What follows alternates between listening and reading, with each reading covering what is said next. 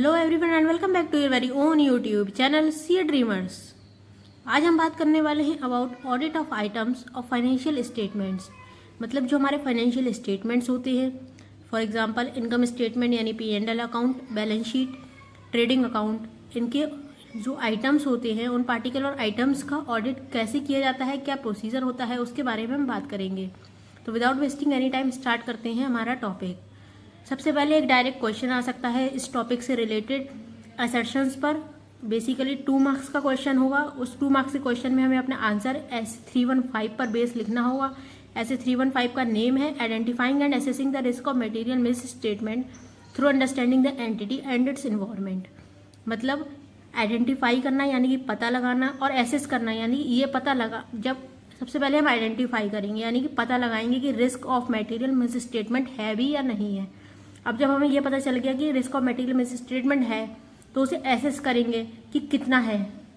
अगर नहीं है तो एसेसमेंट की ज़रूरत नहीं पड़ेगी, पर अगर आइडेंटिफाई करा हमने और उसमें हमें यह पता लगा कि risk of material miss statement है तो उसके बाद हम एसेस करेंगे कि कितना है। कैसे एसेस करते हैं? थ्रू अंडरस्टैंडिंग द एंटिटी, यानी कि एंटिटी को समझकर, एंटिटी का जो वे ऑफ प्रोसीजर है, जो उसके इंटरनल कंट्रोल है, इन सारी चीज़ों को समझकर, और उसके इन्वायरमेंट को यानी कि इंटरनल प्लस एक्सटर्नल इन्वायरमेंट को समझकर।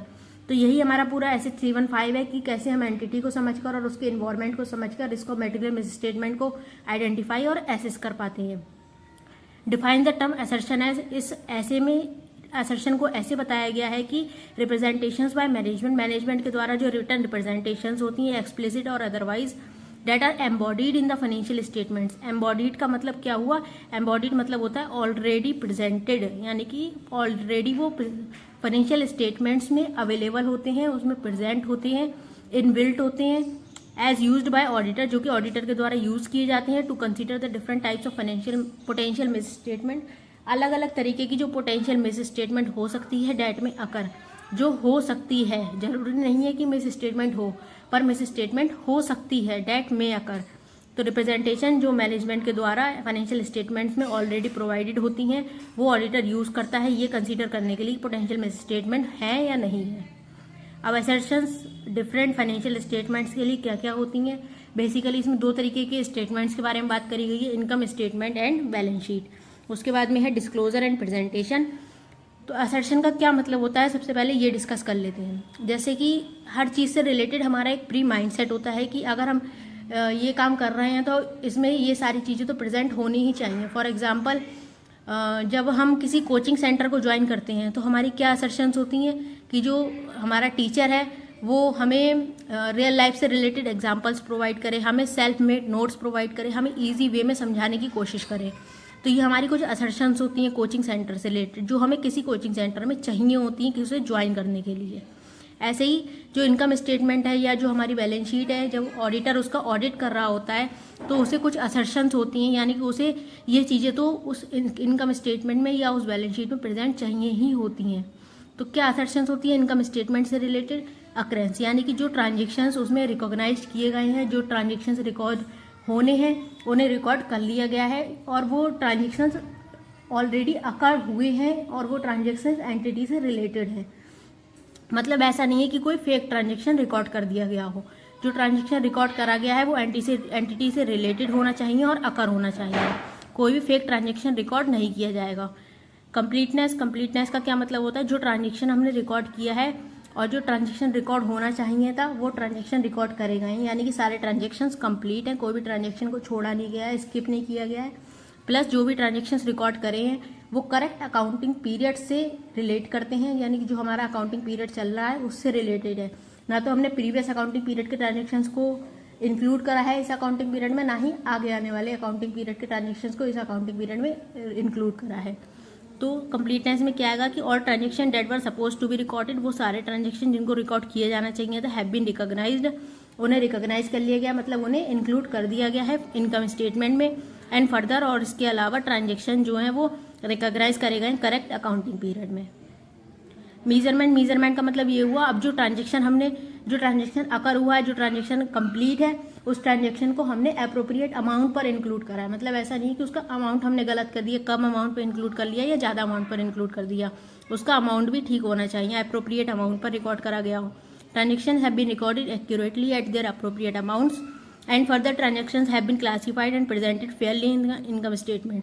और उसकी क्लासिफिकेशन भी सही से करी गई है, मतलब जो revenue expenditure and capital expenditure में हम क्लासिफिकेशन करते हैं वो क्लासिफिकेशन भी ठीक से हुई है।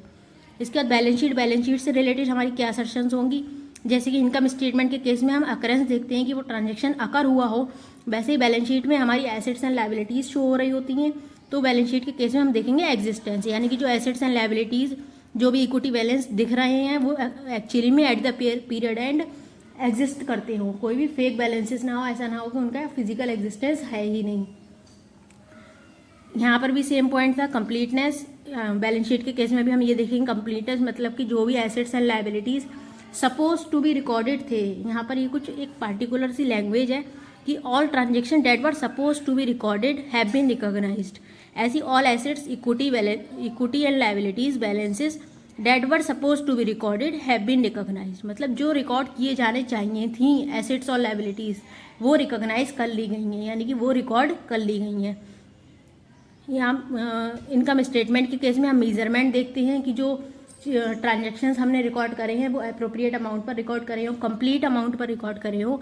ऐसी बैलेंस शीट के केस में हम उसे मेजरमेंट नहीं कहेंगे बल्कि क्या कहेंगे, वैल्यूएशन, क्योंकि एसेट्स एंड लायबिलिटीज़ का वैल्यूएशन होता है।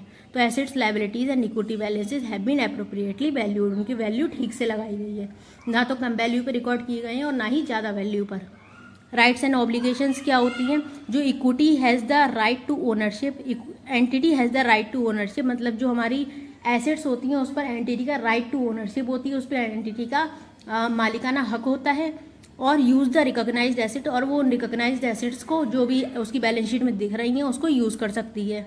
And the liabilities recognise in the balance sheet, और जो लायबिलिटीज बैलेंस शीट में दिख रही होती हैं represent the obligation of the entity, वो एंटिटी की ऑब्लिगेशन बता रही होती हैं, यानी कि जो एसेट्स हैं वो हमारे राइट्स को बताती हैं और जो लायबिलिटी साइड है वो हमारी ऑब्लिगेशंस को बता रही होती है।